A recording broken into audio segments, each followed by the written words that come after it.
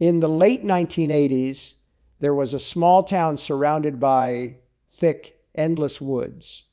At the edge of those woods stood an abandoned summer camp. Once it had been full of life. Children running through the fields, counselors blowing whistles, and families visiting during summer holidays. But after a fire destroyed 2 cabins and claimed the lives of 3 children, the camp was shut down. Locals whispered about strange accidents and bad luck that followed anyone connected to the camp. With time, nature swallowed the place, leaving behind broken swings, charred wood, and a silence that felt unnatural. For years, townspeople avoided the area. Parents warned their kids never to wander near it. Hunters and hikers claimed the woods around the camp carried an eerie heaviness, as if someone was always watching. But to a group of teenagers, those warnings sounded like a challenge. That summer, 5 friends, Mark, Emily, Jessica, Daniel, and Ryan, decided to spend a weekend there. They wanted an adventure, something thrilling to break the monotony of small town life. They packed sleeping bags, food, and flashlights and hiked into the woods, laughing about the old campfire stories. To them, the tales of ghostly children crying in the night were just exaggerated myths designed to scare little kids. When they arrived, the camp looked worse than they expected. The cabins were decaying, roofs caved in, with weeds pushing through the floorboards. A rusted swing set creaked it in the wind. Even though the air was still, the fire pit in the center of the grounds was filled with ashes that seemed far too fresh for a place abandoned decades ago. The group set up their tents and built their own fire, treating the night like any normal camping trip. They roasted marshmallows, teased each other, and told ghost stories to pass the time. But as the forest grew darker, their laughter faded. The woods seemed unusually quiet. No owls, no crickets, no sound at all, just the crackle of their fire. Then, somewhere in the distance, a faint sound broke the silence. It was soft at first, like the cry of an animal, but the longer they listened, the more it resembled the voice of a child calling for help. The friends froze, glancing at each other nervously. None of them admitted fear, but their smiles had disappeared. That was the first night they heard the screams. The second night at the abandoned camp was far from ordinary. The group of friends tried to convince themselves that what they had heard on the first night, the faint cries echoing through the woods, was nothing more than the wind. But deep down, none of them believed that. There was something unsettling about the way the sound carried, almost as if the voice had been circling them, drawing closer, yet never revealing its source. They went to bed uneasy, their tents zipped tight, flashlights within reach. But sometime after midnight, Emily was the first to stir. She swore she heard movement just outside the thin fabric of the tent, soft footsteps in the dirt, light but deliberate, circling. She held her breath and listened. The sound grew louder, like more than one set of feet now. Terrified, she whispered to Jessica, who had been sleeping beside her. The two listened together, their hearts racing, until the sound suddenly stopped. Moments later, Ryan let out a muffled shout from the other tent. He had stepped outside to check, thinking maybe one of the others was sneaking around. But when he shined his flashlight across the ground, what he saw made his stomach drop. Small footprints, bare feet, no shoes, surrounded the tents in every direction. The prints were too small to belong to any of them. They looked like the footprints of children. The group gathered, flashlights trembling in their hands as they followed the trail of prints. The footprints led them toward the trees, but then ended abruptly in the middle of a narrow path. No fading away, no sign of turning. Just gone, as if whoever left them had vanished into thin air. Mark tried to brush it off as a prank. It's probably just kids from town messing with us, he insisted, though his voice lacked confidence.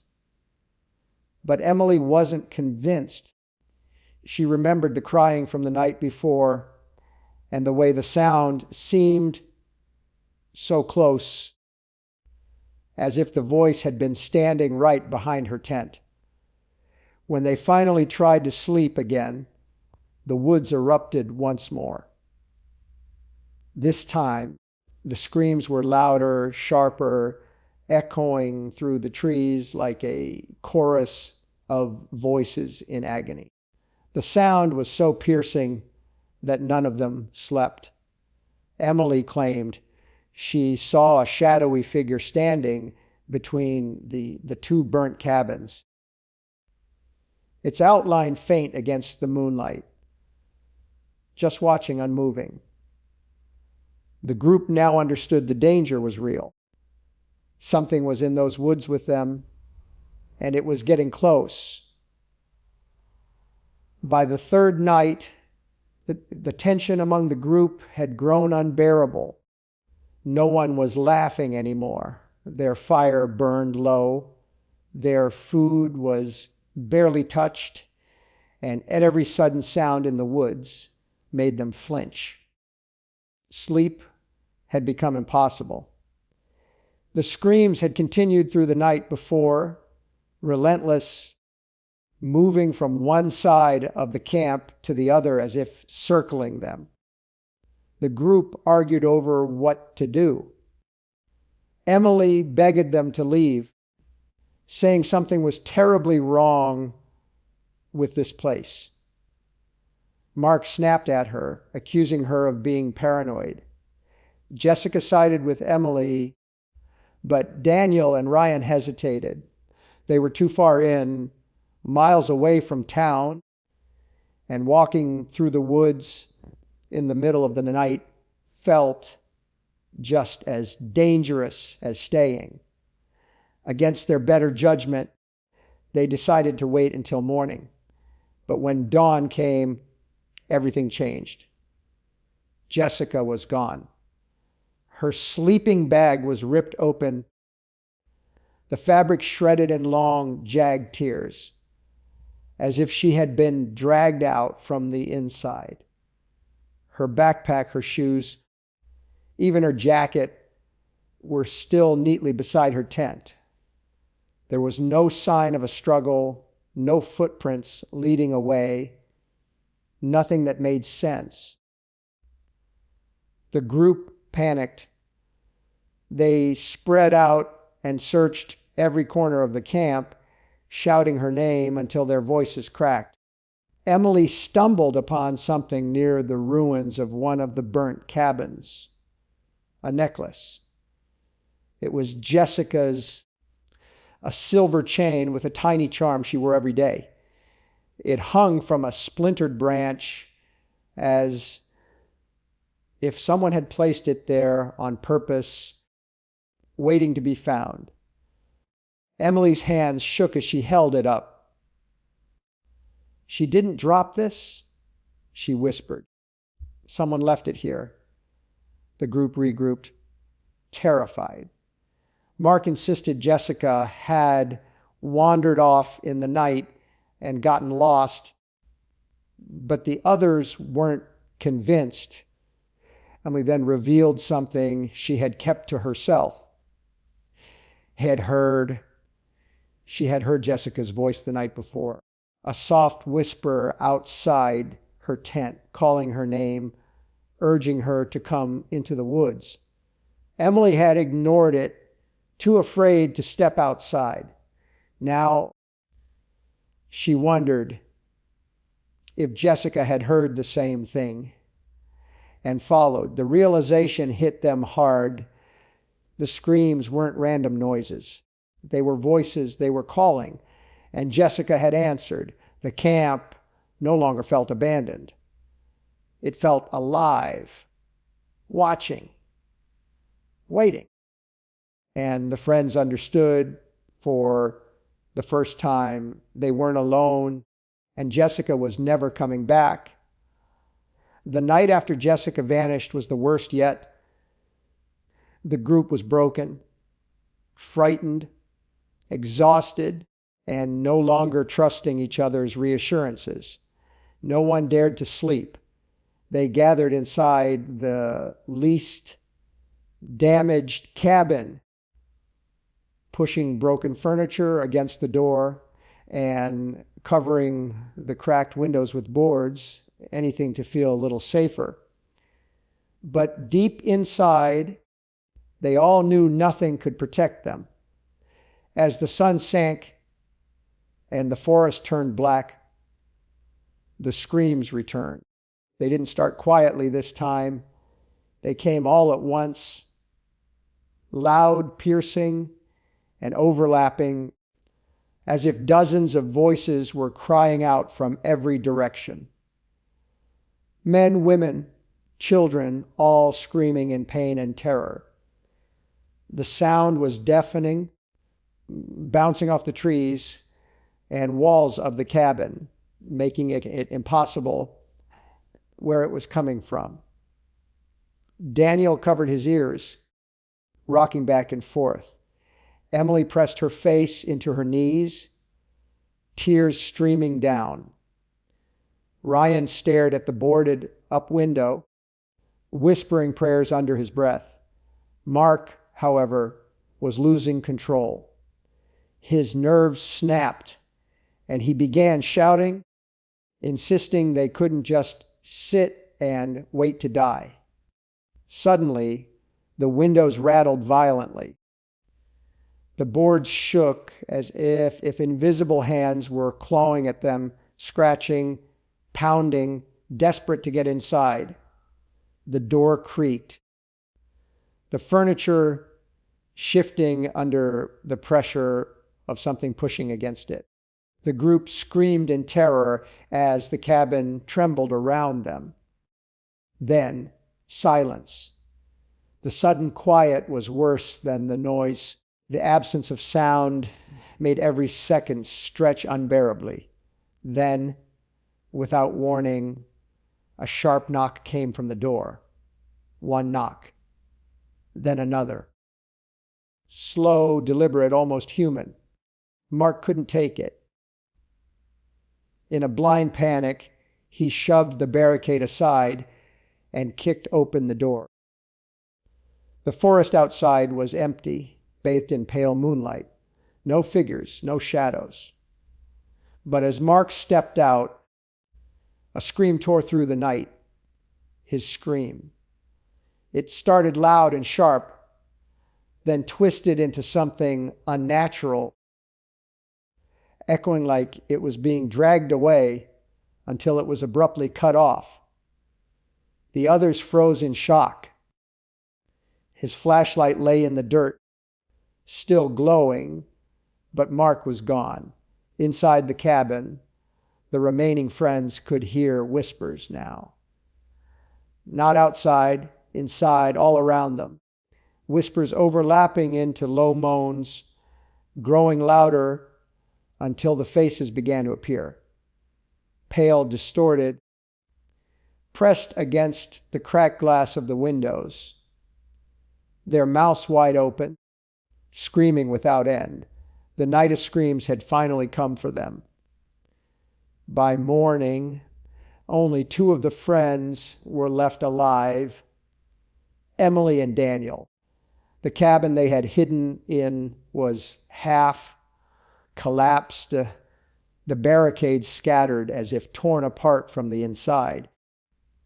They stumbled through the woods in shock, clothes torn, eyes wide with terror. When hunters found them miles away, the pair were shivering, barely able to speak. Both were brought back to town, but neither could explain what had happened that night. Whenever they were asked, they gave the same answer: "Well, can't talk about it." In the weeks that followed, rumors spread. Some claimed the teens had been attacked by wild animals. Others said they had turned on each other in madness. But whispers of the supernatural grew stronger. Locals believed the spirits of the children who died in the fire had never left the camp, their souls trapped in endless torment. For years, Emily refused to speak of it.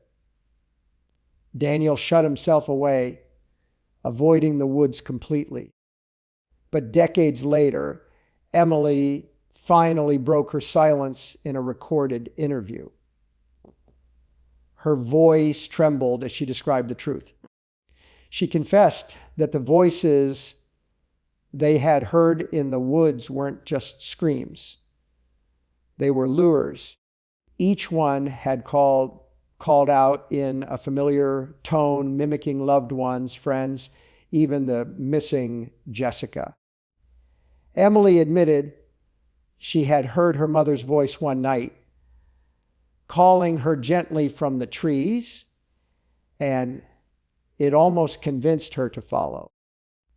She believed Jessica had been tricked the same way, pulled into the forest by a voice that wasn't real. What haunted Emily most was the memory of Mark. She said his scream that night wasn't just pain. It was his voice joining the others, as if the forest had claimed him and forced him to become one of the lost souls. The hunters who rescued them added one final disturbing detail. As they led Emily and Daniel back to safety, they swore the screaming never stopped. Even in daylight, faint cries echoed through the trees, fading only when they crossed out of the camp's boundaries. Today, the site remains untouched. Locals refuse to go near it, warning outsiders about the dangers of entering. They call it the Night of Screams. And to this day, those who pass near the woods claim that if the wind is just right, they can still hear the faint cries of children. Forever trapped in the ruins of the forgotten camp